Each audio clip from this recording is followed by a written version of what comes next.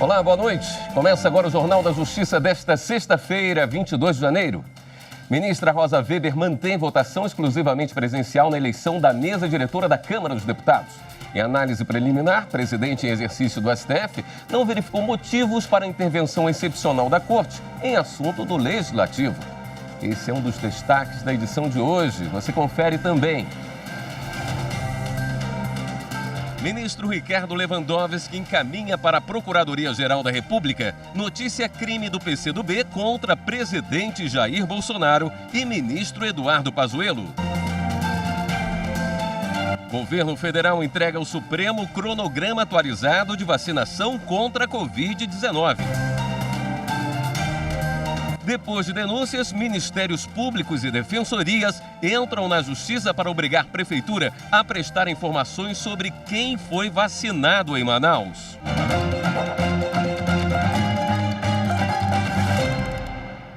A gente começa o jornal de hoje falando sobre a vacinação contra a Covid-19 no Brasil. A direção da Anvisa autorizou por unanimidade o uso emergencial de novo lote da vacina Coronavac.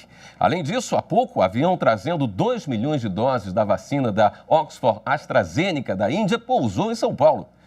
No Judiciário, a Advocacia Geral da União enviou ao Supremo Tribunal Federal a segunda versão do Plano Nacional de Vacinação contra a Covid-19. Sobre isso, a gente conversa ao vivo com a repórter Marta Ferreira. Oi, Marta, boa noite. Boa noite, William. Boa noite a todos. O documento traz estratégias, orientações técnicas, cronogramas, dá um apanhado geral da situação epidemiológica da Covid no país. Também fala que vão ser distribuídas até o fim do mês 15 milhões de agulhas e seringas aos estados.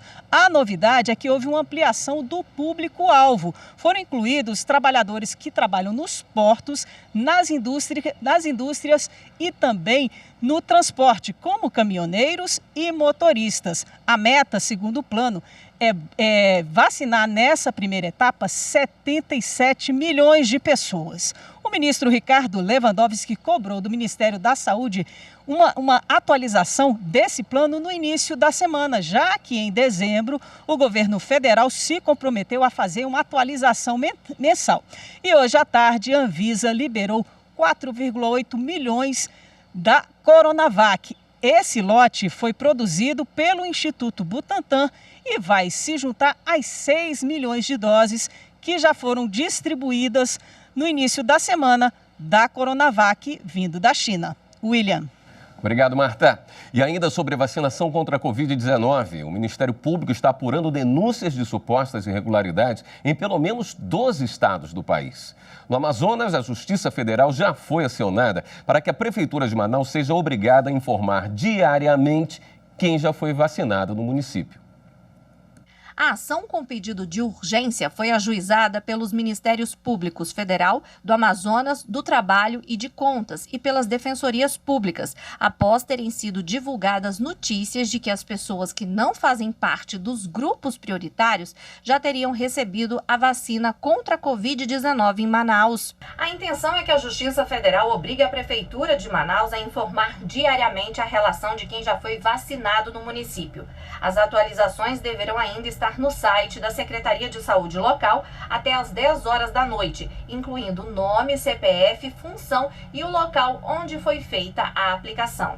Antes desse pedido, a juíza Jaisa Mairo Pinto Frache, da Primeira Vara Federal Civil do Amazonas, intimou o governo do Amazonas, a Fundação de Vigilância em Saúde do Estado e a Prefeitura Municipal para que entregue imediatamente a lista com os dados de todos que já foram imunizados em Manaus. Para a magistrada, existem fortíssimos indícios de desvio da vacina que o governo federal enviou ao Amazonas. O Ministério Público investiga possíveis casos de irregularidades nas filas de vacinação em pelo menos outros 11 estados e no Distrito Federal. O MP reforça que desvio de vacina é crime e a pena pode chegar até 12 anos de prisão e multa, e recomenda que a população denuncie irregularidades na imunização. Os registros podem ser feitos pelo aplicativo MPF Serviços ou pelo site do MPF. Os Ministérios Públicos Estaduais e o Ministério Público de Contas também estão recebendo denúncias pela internet.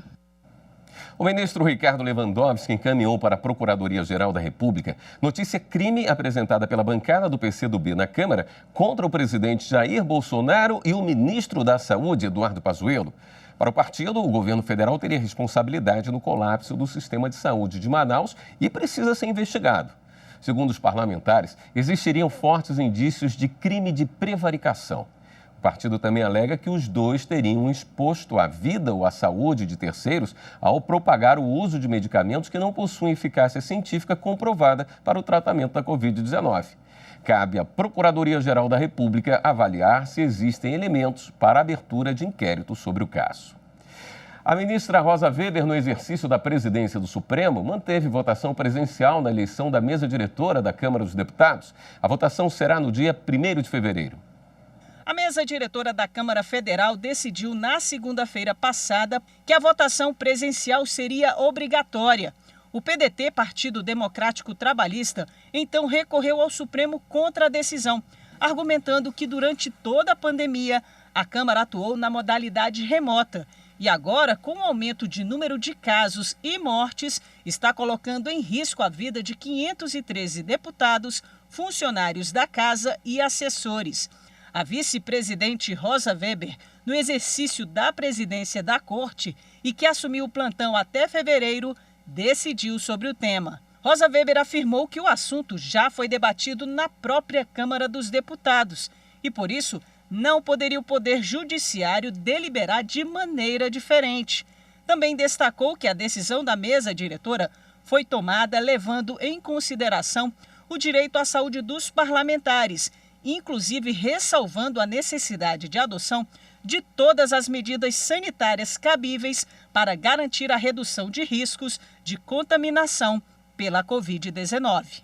Na decisão, a ministra Rosa Weber afirmou ainda que a mesa diretora decidiu pela votação presencial com o argumento de que os deputados não poderiam receber tratamento diferente, já que em novembro do ano passado, os eleitores enfrentaram os riscos de contágio e compareceram às urnas nas eleições municipais. A votação presencial para a escolha do presidente da Câmara dos Deputados está marcada para o dia 1º de fevereiro. Em julgamento no plenário virtual, o Supremo anulou lei de Roraima que previa isenção de IPVA para pessoas com doenças graves. No STF, por maioria, os ministros entenderam que a lei estadual de Roraima é inconstitucional. Essa lei permitia que as pessoas portadoras de doenças graves não pagassem o IPVA. Segundo a ministra Rosa Weber, relatora do caso, qualquer proposta legislativa que crie ou altere uma despesa obrigatória deve ser acompanhada do impacto financeiro e orçamentário. E isso não ocorreu com a lei analisada em plenário. Ficaram vencidos os votos do ministro Marco Aurélio e Edson Fachin. A defesa do senador Flávio Bolsonaro entrou hoje no STF com um pedido para suspender julgamento relacionado ao caso das rachadinhas na Alerj. Na próxima segunda-feira, a Justiça do Rio de Janeiro pode decidir se a investigação segue para a primeira instância ou continua no órgão especial do Tribunal do Estado. Para a defesa de Flávio Bolsonaro, esse julgamento usurpa a competência do Supremo, onde tramitam 2 ações sobre a prerrogativa de foro do senador. O pedido de suspensão do julgamento está sob relatoria do ministro Gilmar Mendes. E no próximo bloco, resolução do TSE suspende consequências para o eleitor que não votou nas eleições de 2020. Voltamos já.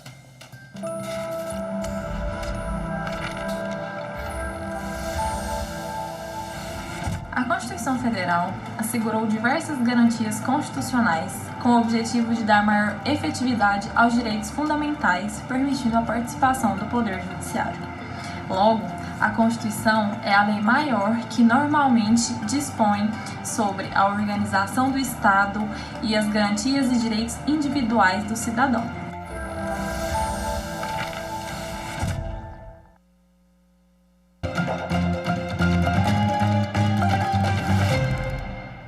O Tribunal Superior Eleitoral suspendeu as penalidades para os eleitores que não votaram e nem justificaram a ausência nas eleições municipais do ano passado. A medida foi adotada pelo TSE por conta do agravamento da pandemia de Covid-19. O presidente do TSE, ministro Luiz Roberto Barroso, assinou uma resolução determinando a suspensão no dia 21 de janeiro. O eleitor que deixa de votar e não justifica por 3 vezes seguidas está sujeito a consequências, como ficar impedido de tirar passaporte ou carteira de identidade, se inscrever em concurso, tomar posse em cargo público e, caso seja servidor, receber remuneração. O tribunal entendeu que a pandemia de Covid-19 está se agravando no Brasil e, por isso, fica mais difícil para o eleitor procurar um cartório eleitoral. Mas é importante ressaltar, ao fim da suspensão, o cidadão que está em débito com a Justiça Eleitoral deve regularizar a situação. Por unanimidade, a 5ª turma do TST excluiu responsabilidade da marca de calçados Arezzo em pagamento de dívidas trabalhistas a uma empregada terceirizada. A empregada trabalhava como auxiliar de serviços gerais para a empresa que presta serviços a Arezzo. Na reclamação trabalhista, disse que, além da função que exercia, atuava na produção de calçados. Sendo assim, ajuizou a ação pedindo o pagamento de diversas parcelas, como horas extras e adicional de insalubridade. O Tribunal Regional do Trabalho da 4ª Região, no Rio Grande do Sul, manteve a condenação que reconheceu a responsabilidade subsidiária da Arezzo sobre o caso. De acordo com a decisão, a marca de calçados não poderia ser considerada uma simples consumidora da empresa terceirizada. A Arezzo recorreu e o caso chegou ao Tribunal Superior do Trabalho. A 5ª turma assinalou que a jurisprudência do TST reconhece que o contrato regular de facção não impõe à empresa contratante as consequências jurídicas de um contrato de terceirização. Também foi observado que o desvirtuamento desse tipo de contrato ocorre quando, em lugar da aquisição de parte da produção da empresa parceira, existe a simples locação das instalações e do corpo de empregados, com exclusividade e atribuição direta na direção dos trabalhos, o que, no caso, não foi demonstrado. Com isso, a 5ª turma excluiu a responsabilidade subsidiária da Arezzo da indenização devida a auxiliar de produção. 3 suboficiais da Força Aérea Brasileira foram condenados pelo Superior Tribunal Militar pelo crime de motim. O STM reformou a sentença da primeira instância que havia condenado os réus pelos crimes de atentado ao transporte. Os 3 participaram de paralisação dos controladores de voo da FAB. O ano foi 2007, quando, na véspera de um feriado prolongado no país, no dia 30 de março, o Serviço de Controle do Tráfego Aéreo foi interrompido, o que gerou atrasos e cancelamentos de diversos pousos e decolagens. O caso dos 3 réus julgados chegou no STM após um recurso de apelação do Ministério Público Militar. A acusação alegou que a sentença deveria ser reformada, uma vez que o crime de motim foi comprovado, pois os réus se negaram a seguir o modelo operacional, não se reunindo com os seus superiores hierárquicos, e assim, contrariando a ordem recebida por eles. Já a defesa dos militares pediu pelo não provimento do recurso ministerial. Alegou que nenhuma ordem havia sido emitida diretamente para os réus, o que não configuraria o crime de motim. A defesa também alegou que a paralisação do tráfego aéreo ocorreu por motivos de segurança de voo. O ministro relator do processo, Marco Antônio de Farias, não se convenceu dos argumentos apresentados pela defesa. Para ele, os controladores tinham ciência do que faziam e da gravidade de suas condutas naquele episódio em 2007. Além de serem militares antigos na carreira, uma vez que à época dos fatos eram suboficiais, os 3 ocupavam posição de destaque no controle do tráfego aéreo nacional na função de supervisores. Sendo assim, era responsabilidade deles manter a ordem no centro de controle e tomar as medidas necessárias para a normalidade do serviço, o que não aconteceu. Uma dúvida de que eles deliberadamente deixaram de cumprir a ordem do modelo operacional, com a finalidade de interromper a circulação de aviões no país e assim alcançar os seus objetivos, os quais guardavam semelhança com as reivindicações de natureza político-sindical. No Código Penal Militar, o crime de motim é considerado um delito que compromete a ordem pública e constitucional, pois pode conduzir a sociedade para o mais completo caos, por atacar frontalmente a eficiência da maior ferramenta de defesa do Estado. O motim integra o grupo dos mais nefastos crimes militares, porque mira sem escrúpulos nas raízes das crenças mais valiosas, os pilares da hierarquia da disciplina. A traição atinge o âmago das Forças Armadas, reduzindo a pó os juramentos estatutários que os agentes militares realizaram perante a bandeira nacional. O ministro Farias votou pela reforma da sentença de primeira instância, alterando as penas impostas aos 3 sentenciados. Em sua avaliação, os réus não eram vítimas, mas sim indutores da situação e agentes do delito. Os réus foram condenados por unanimidade a pena de 6 anos e 6 meses de reclusão, sem direito ao sursis e ao regime semiaberto. Eles ainda poderão ser excluídos das Forças Armadas, conforme previsto no artigo 102 do Código Penal Militar. O Superior Tribunal de Justiça, ministro Jorge Mussi, que está no exercício da presidência do STJ, participou da cerimônia dos 88 anos da OAB de Santa Catarina.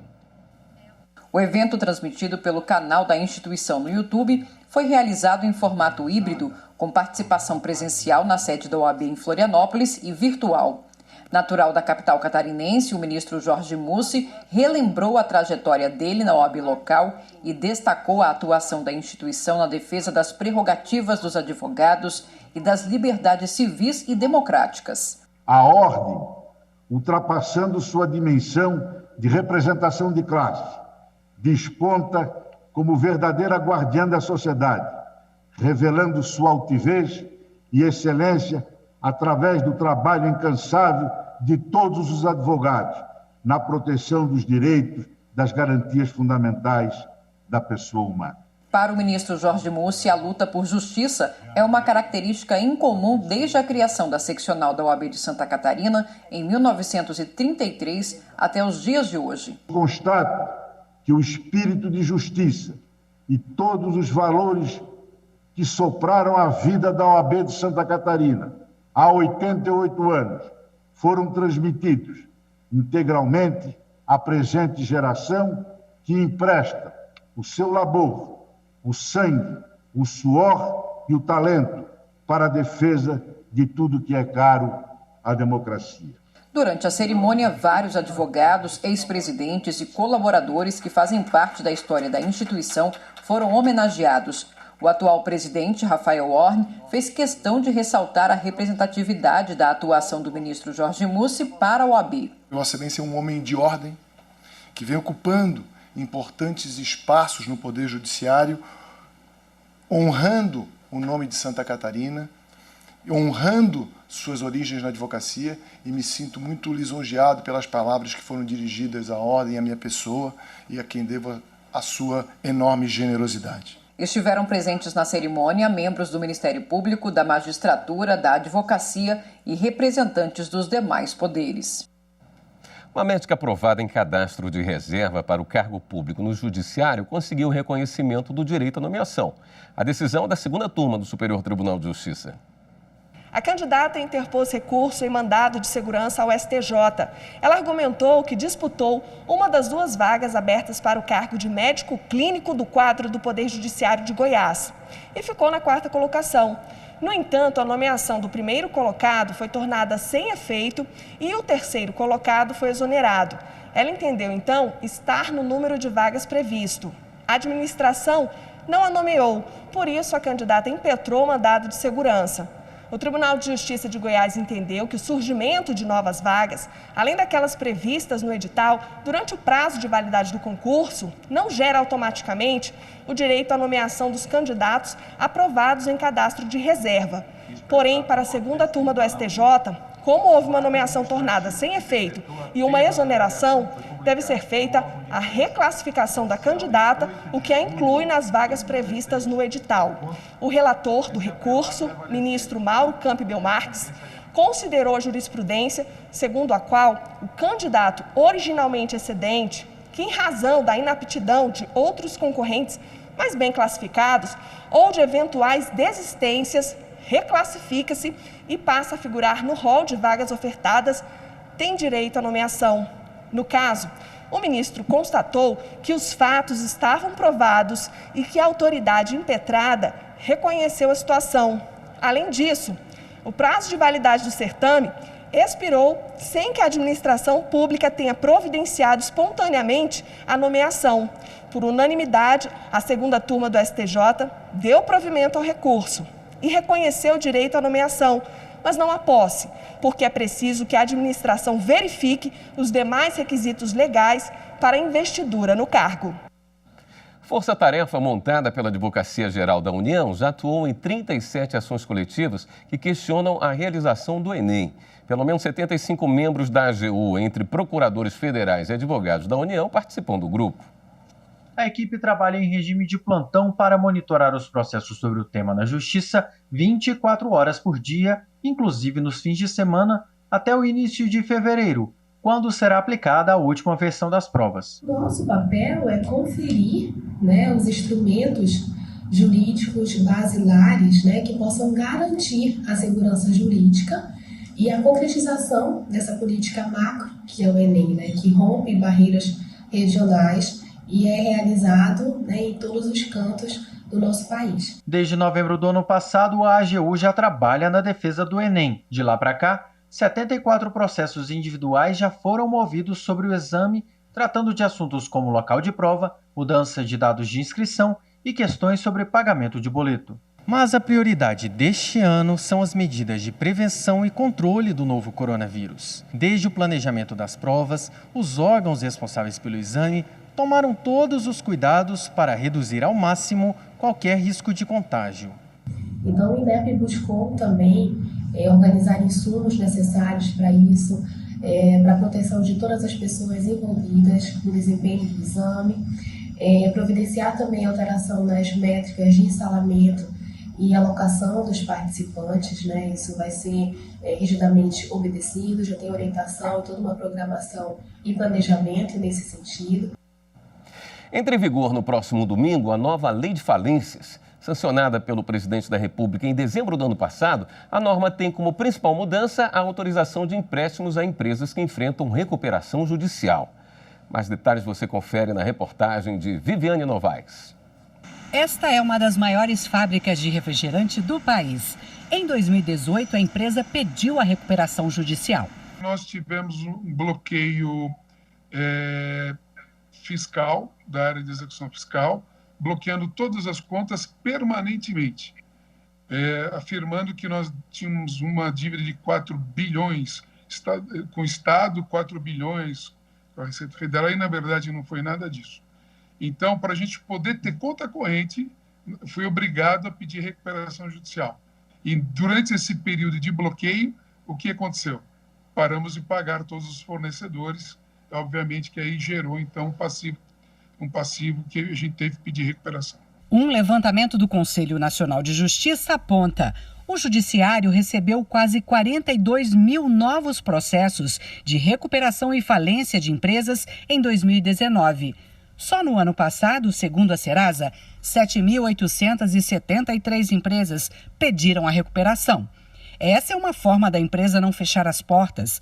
Ela faz um plano para manter os empregos e o próprio negócio. No final do ano passado, o presidente da República sancionou uma nova lei de recuperação judicial e falências, que trouxe várias mudanças em relação à legislação anterior, em vigor há 15 anos. 6 pontos foram vetados, entre eles o que suspendia a execução das dívidas trabalhistas. A nova lei autoriza empréstimos durante a recuperação. O financiamento depende do aval da Justiça e pode ter como garantia bens pessoais do dono da empresa. Também prevê que as empresas que aceitarem o pedido de recuperação da Justiça parcelem as dívidas com a Fazenda em até 10 anos e autoriza o parcelamento de novos débitos. A legislação permite o recomeço imediato do empresário às atividades quando não tiver bens ou quando os bens não forem suficientes para as despesas do processo, ou a volta às atividades em 3 anos a partir da decretação da falência. Na lei antiga, o tempo era de 5 anos a partir do encerramento da falência. A nova lei também possibilita que o devedor chame os credores para negociar a melhor forma de pagamento durante a recuperação ou antes de ajuizar o processo. É a conciliação ou mediação, muito usada pelos tribunais brasileiros em vários tipos de ação. O devedor pode pedir ao juiz a suspensão das execuções contra ele por até 60 dias. Essa alteração legislativa, ela é muito bem-vinda, está em total sintonia com as recomendações recentes do Conselho Nacional de Justiça e está em total sintonia com a prática vivida já nos processos de recuperação, que mostram como os meios autocompositivos de solução de conflitos, como a conciliação e a mediação, podem ser muito úteis ao processo de soerguimento das empresas. Credores que não querem um plano proposto pelo devedor por considerarem inexequível ou extremamente oneroso, podem apresentar uma solução intermediária antes de se evitar a falência. É um mecanismo interessante que traz um reequilíbrio de forças entre credores e devedores e uma maior segurança jurídica. A nova lei de falências entra em vigor no próximo domingo e alcança também as empresas que já estavam no meio do processo de recuperação judicial. É o caso da operadora Oi, que acumulou uma dívida de 65 bilhões de reais e fez o maior plano de recuperação judicial da América Latina, segundo os advogados da empresa. A nova lei permitiu uma maior ampliação ou abrangência dessa transação, com prazos mais elásticos, indo de 84 parcelas anteriormente para 120 parcelas atualmente, e com descontos maiores. O que a empresa em recuperação judicial precisa é de prazo, é de fôlego. Veja, num momento como esse que nós estamos passando da pandemia, quantas boas empresas, diria excelentes empresas, talvez tenham que pedir recuperação. E essa lei me parece que contempla isso. Isso eu acho muito bom. Já está no estúdio para o Pauta do Dia, Flávia Metzger. Boa noite, Flávia. Boa noite, William. Boa noite a todos vocês. Hoje nós vamos repercutir um tema que não era o que eu gostaria de falar, principalmente numa sexta-feira à noite, mas infelizmente tem sido recorrente. Mais uma denúncia aí de violência doméstica movimentou a internet hoje. Mas com mais informação, a tendência é que diminua, pelo menos o que a gente torce, né? Por isso que é tão importante a gente falar sobre isso. Com certeza. Gente, um super final de semana, a gente se encontra na segunda. Bom trabalho, Flávia. Bom final de semana e eu espero vocês depois do intervalo.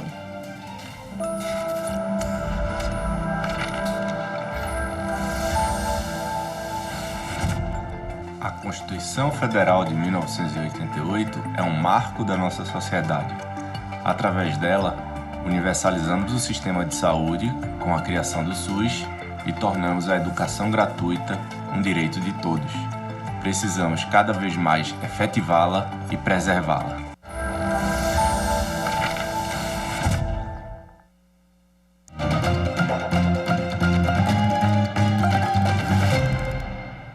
O quadro Pauta do Dia está de volta. E aqui você fica sabendo sobre os temas mais buscados na internet, de acordo com o Google Trends. Quem nos acompanha já sabe que é aquela ferramenta gratuita que mostra como um termo específico tem sido pesquisado. E entre os temas mais buscados no Google hoje está uma notícia relacionada à violência contra a mulher. O que a gente vê, infelizmente, muita frequência atualmente. Nós vamos conferir aqui a tela do Google Trends. A pesquisa por notícias sobre a denúncia da cantora Naná Damasceno contra o ex-marido, também cantor Rodriguinho, ficou em alta, como a gente mostra aqui na tela. As acusações de agressão chamaram a atenção dos internautas. E você acompanha nessa outra tela aqui que entre os assuntos relacionados à busca estão agressão e polêmica. E agora, para falar sobre a violência contra a mulher, eu converso com a advogada Patrícia Vanzolini, professora de Direito Penal, e com a psicanalista Renata Bento, que é assistente técnica em processo judicial. Boa noite, doutora Patrícia, doutora Renata, muito obrigada por aceitarem aqui o nosso convite para vir falar desse tema que é tão importante. E, infelizmente, doutora Patrícia, é muito recorrente, não é mesmo? Sim, infelizmente. Bom, boa noite a todos e todas, os espectadores, ouvintes aí da TV Justiça. É triste estar aqui para falar, mas eu acho que quanto mais eu falo, mais eu me convenço de que falar é fundamental. Falar sobre isso é fundamental, então parabenizo qualquer iniciativa que a mídia tenha de colocar isso na pauta, porque a percepção que eu tenho é que as mulheres acordando, entendendo que são vítimas e que há meios e que há saídas e que a justiça funciona. Isso é o antídoto, isso é o que a longo prazo pode mudar esse cenário. Então, vamos continuar falando. É triste ter que falar, mas precisamos falar. Pois é, e os dados do Anuário Brasileiro de Segurança Pública de 2020, eles mostram que a cada dia cerca de 600 mulheres sofrem algum tipo de agressão no Brasil. Como é que vocês analisam esse número aí, doutora Renata? Bom, acho que isso só mostra cada vez mais o quanto que a gente precisa falar a respeito disso, porque se isso está podendo ser colocado em evidência, é justamente porque isso existe e a gente precisa dar voz, quer dizer, esses números, na verdade, são vozes que foram caladas, são vozes que precisam ser ouvidas, são mulheres que estão aos cacos, né? Então, eu, como psicanalista, eu lido justamente com esse outro lado, né, que é juntando os cacos, né, ajudando a recuperar um pouco da autoestima dessas mulheres. Então, infelizmente, a gente tem um número altíssimo, mas também a gente tem, de um outro lado, as pessoas podendo falar a respeito disso, que é a única coisa que vai poder, de fato, ajudar a gente a seguir em frente. E que análise a senhora faz desses números, doutora Patrícia? Estatística, né, é sempre uma faca de dois gumes. Estatística sempre pode ser lida por vários vieses, né? Esses números, bom, primeiro que a gente tem que partir da premissa de que há uma imensa subnotificação nesse tipo de delito e esse tipo de conduta de agressão, já parte aí de uma situação em que muitas, a grande maioria das mulheres não denuncia. Então, a gente tem que estimar um número muito superior, quer dizer, isso são aquelas que tiveram coragem, foram recebidas pelo sistema, que foram acolhidas. Agora, a subida de um número, ela sempre pode indicar duas coisas. A primeira é o aumento da ocorrência daquela prática, a segunda é o aumento da notificação, o que é bom. Então, aqui faço coro a doutora Renata de que esse número não é um número, né? Esse número são pessoas, são seres humanos, são vozes, e é importante mesmo que elas denunciem, que elas recorram ao judiciário, que elas acreditem que a polícia, o judiciário e o Ministério Público podem ajudá-las, e portanto, é bom que haja tantas denúncias, não é bom que haja tantas agressões, naturalmente, mas é bom que haja denúncias, que as mulheres estejam saindo dessa imobilidade, que obviamente não é culpa delas, desse silêncio, né? Estejam rompendo o silêncio. Isso salva a vida delas, né? Doutora Renata, e quando a gente fala em agressão, geralmente as pessoas pensam em agressão física, mas não é só isso, né? Quais são os tipos mais frequentes de agressão? Sim, existe também, além da física, né, tem a verbal, tem a agressão sexual, tem a agressão moral, ainda tem a patrimonial. Né? Na verdade, todo esse tipo de agressão, né, quando chega ao consultório, quando a gente chega a conversar com essas mulheres, elas estão muito debilitadas, né, porque elas acreditaram em algum tipo de sedução, em algum tipo de romance, algo que mexeu profundamente com elas e que, de alguma forma, isso foi quebrado. Né? Então, essas agressões, elas causam, na verdade, uma enorme vergonha nas mulheres. Né? Então, acho que o que é comum em todas essas agressões, né, que a gente está aqui falando é justamente a vergonha. E além da vergonha, doutora Renata, que tipo mais de prejuízo isso traz para uma vítima? Olha, os prejuízos são muitíssimos, porque a gente está falando de uma pessoa justamente que tem questões relacionadas à autoestima, né? Então, e essas pessoas, né, os agressores, eles mexem diretamente com a culpa dessas pessoas. Então, é como se eles fossem, assim, uns predadores da culpa, eles trabalham em cima disso. Então, bom, até o suicídio pode existir, inclusive, né, quando a gente fala de uma parte mais trágica ainda. Mas as mulheres deprimem, isso leva ao aumento de ansiedade, isso leva a angústia profunda, isso leva a um embotamento muito grande, né? E tudo isso faz com que a mulher tenha dificuldade em denunciar, porque junta tudo isso com isso que eu falei agora, que é a questão da vergonha. Então, elas ficam realmente debilitadas, elas ficam tentando entender onde foi que eu errei, será que a culpa é minha? Né? E, na verdade, não é por aí, né? Porque existe, a gente deve falar isso aqui ainda algumas vezes, mas existe um ciclo de violência, né? Onde, primeiro, existe um aumento de tensão do agressor, né? O agressor ele começa a brigar, ele fica irritado, e isso vai aumentando até chegar, de fato, na segunda parte, que é a violência em si, né? Onde ele parte para essa violência, que pode ser a agressão física, no caso.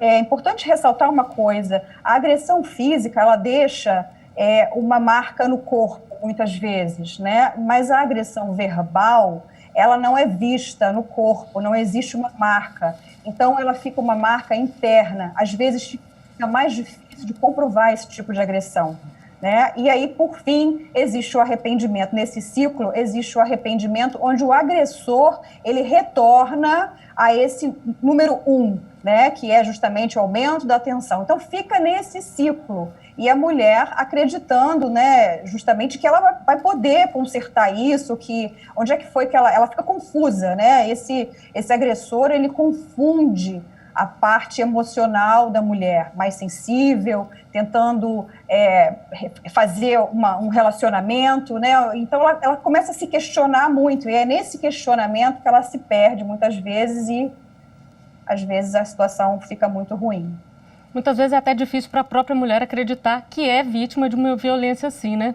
Agora, doutora Patrícia, a gente, desde 2006, conta aí com a Lei Maria da Penha, que é um marco no combate à violência contra a mulher. Ela trouxe uma maior visibilidade, mudou a forma como as pessoas antes encaravam a violência doméstica? Eu acho que sim, eu acho que ela não é uma solução mágica, né? A lei nunca é uma solução mágica, sobretudo para problemas que estão entranhados num sistema cultural, né, patriarcal, de dominação, de distinção de gênero, tão antigo quanto a nossa sociedade. Mas eu acho que ela é um marco importantíssimo, tanto pelos efeitos práticos que ela propiciou, as medidas protetivas, por exemplo, mas também por esse efeito simbólico, porque ela nomeou, né, que é o que aconteceu depois com o feminicídio, né, o que não tem nome, não se consegue reconhecer, não se consegue então combater. Então, na hora em que essa violência tem um nome, e esse nome está associado a uma gravidade, esse nome está associado a uma repulsa, você sofreu uma agressão, Maria da Penha, quer dizer, isso tem consequências jurídicas mais radicais, mais severas, né, isso tem penas mais altas, mas isso também passa a ser visto pela sociedade como um tipo diferente de agressão, como um tipo que merece uma atenção especial. Então, acho que a Lei Maria da Penha é um marco, ela é considerada a terceira melhor lei de proteção das mulheres do mundo, e é claro que ela precisa ser aprimorada, como toda obra humana, né? Sempre precisa, e precisa, sobretudo, ser implementada. Mas eu sempre gosto de destacar, em todos os lugares em que eu falo, o quanto ela já é útil, o quanto ela já é efetiva, né? Muitas vezes a gente foca ali no que não funciona, e eu acho que essa crença um pouco de que nada funciona, de que a polícia não vai me ouvir, verdade, nós temos aí um problema, muitas vezes no atendimento policial, tem tudo isso, mas por outro lado, existe todo um esforço do Estado em prestar esse atendimento, esse acolhimento, Ministério Público, polícia, judiciários, tudo funciona sim, em grande medida. E é preciso que as mulheres confiem nisso, para terem coragem de romper a vergonha, como a doutora Renata falou, e também o medo, né? Porque eu acho que essas duas coisas ali realmente disputam na mulher, né?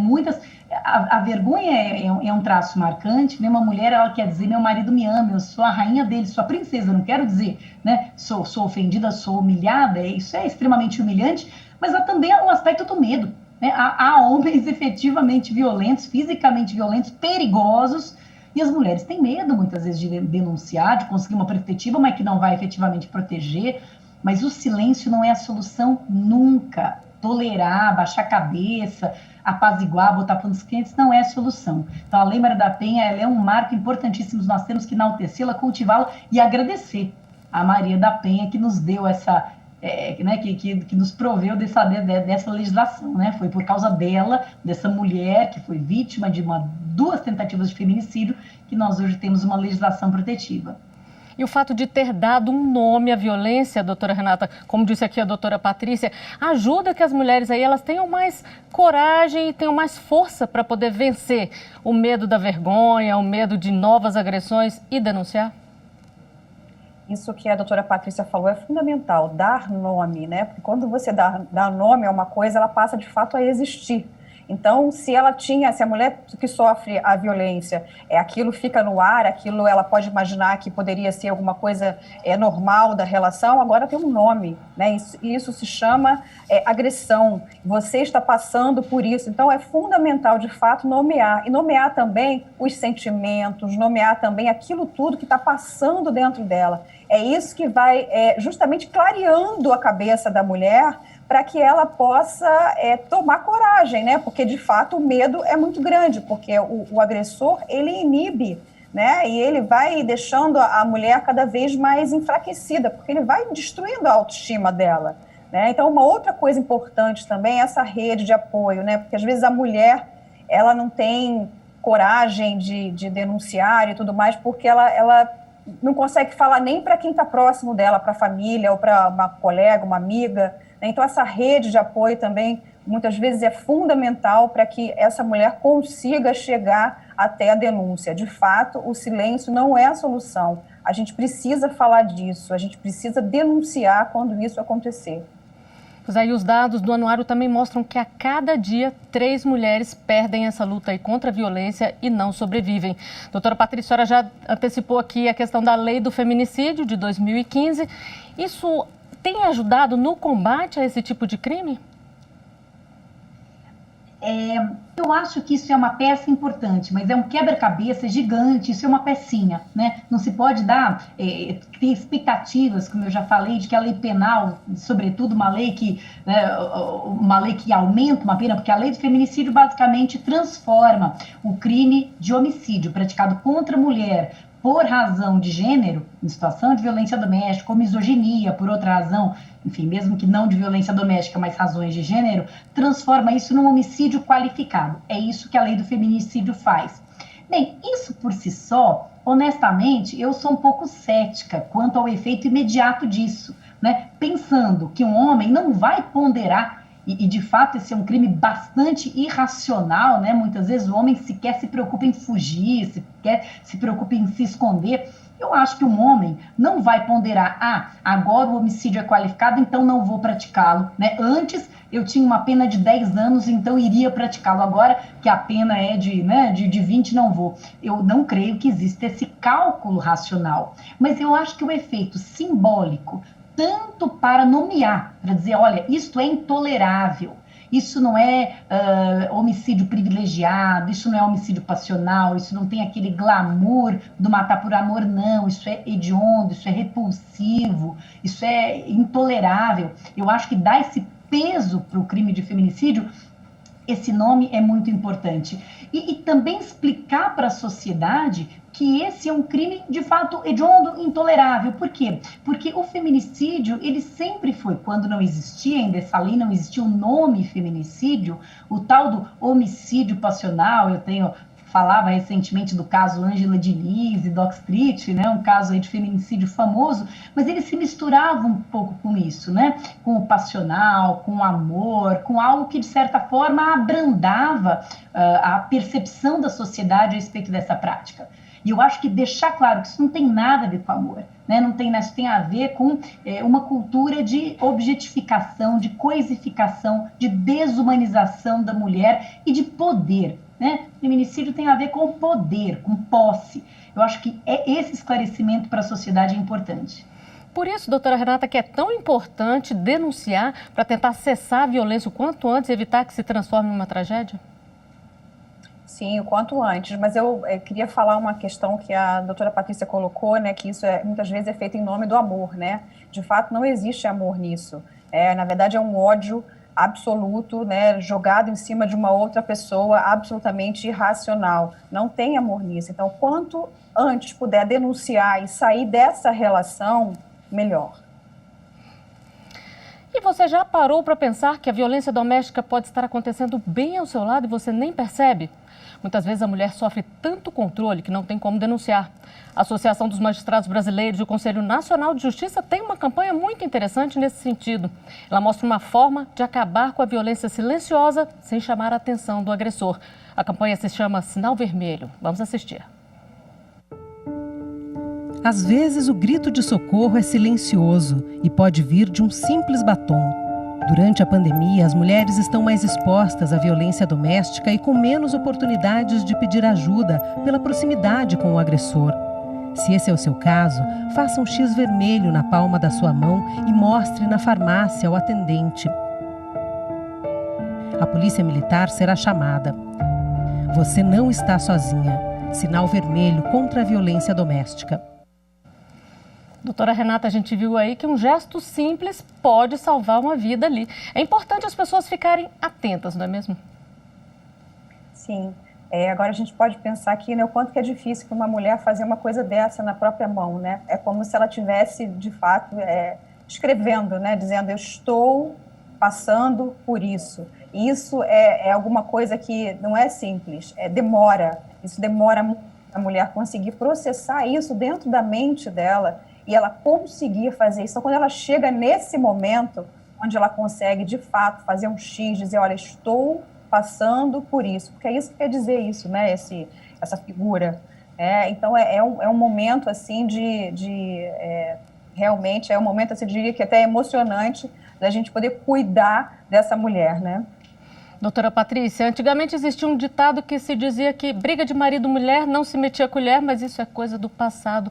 Hoje as pessoas têm que denunciar, qualquer um pode denunciar?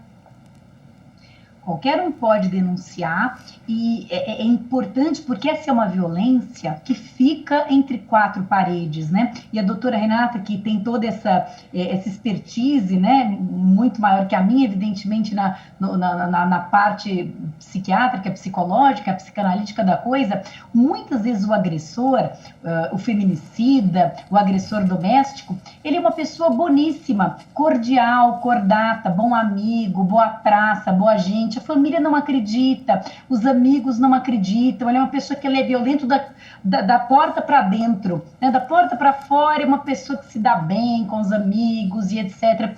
Então, aqueles que tiverem a possibilidade, vizinhos, por exemplo, nessa pandemia aconteceu muito isso, né? A pessoa está ali fechada em casa, quem que consegue ver? Um vizinho que consegue ouvir um grito de socorro, um choro.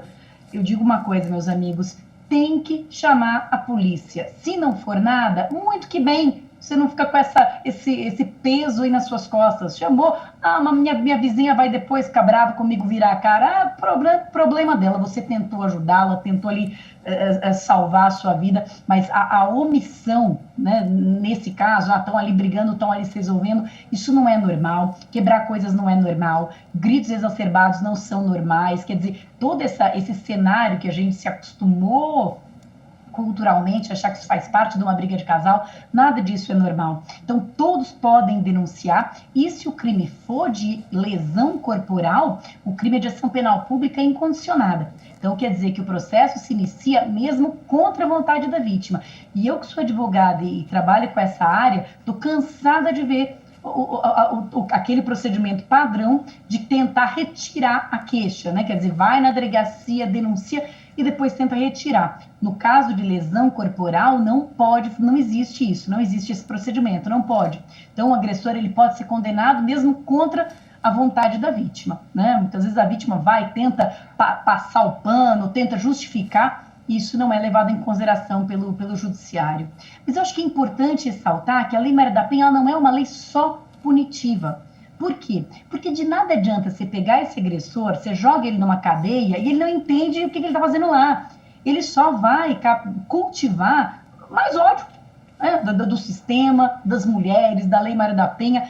Você precisa trabalhar com a agredida e precisa trabalhar com o agressor, a meu ver também, né, do ponto de vista psicológico. E com os dependentes, com os filhos também, né, com as vítimas indiretas dessa agressão. Por isso, uma coisa interessante é que duas medidas protetivas que foram introduzidas agora na pandemia na Lei Maria da Penha, medidas protetivas que já existiam, afastamento da agredida, etc. Mas foram introduzidas duas que são justamente obrigar o agressor a programa de reeducação ou de reabilitação e acompanhamento psicossocial.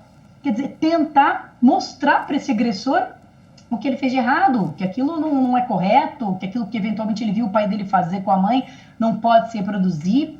Então, eu acho que é preciso mudar mesmo a cabeça de todos os envolvidos nessa situação de violência, né? E a Lei Maria da Penha também cuida disso, não cuida só da parte punitiva, né? E como recuperar a cabeça das vítimas, doutora Renata? Porque a gente sabe que o trauma é grande e muitas vezes a pessoa até deixa de confiar em outros possíveis relacionamentos aí. Como é feito esse trabalho?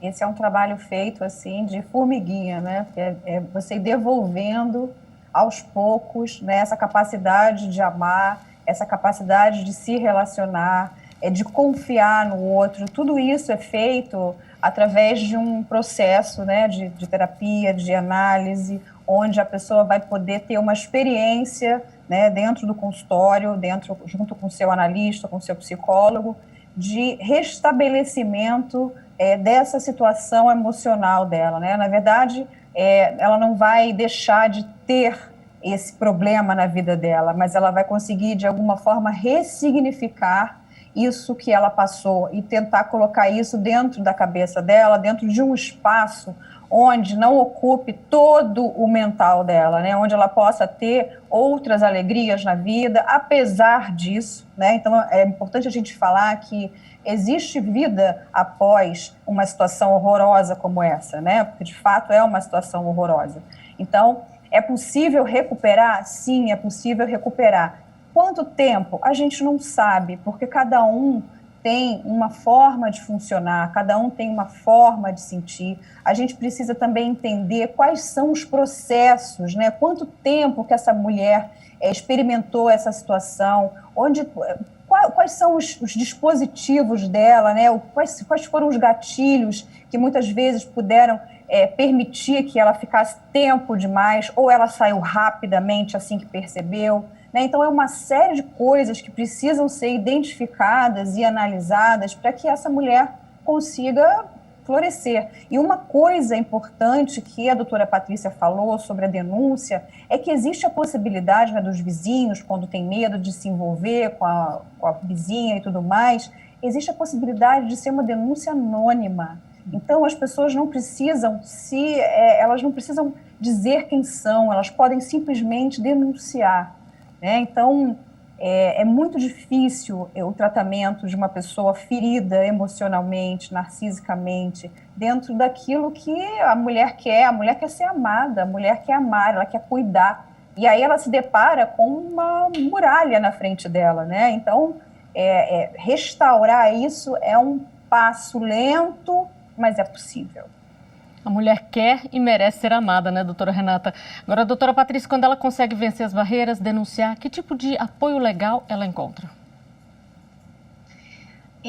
A Lei Maria da Penha é uma lei muito, como eu disse, é a terceira melhor lei do mundo, porque ela é uma lei muito abrangente, né? Ela é uma lei que, por um lado, se preocupa com a questão mais imediata, a questão de afastar, por exemplo, o agressor, a questão de impedir que eles entrem em contato e etc.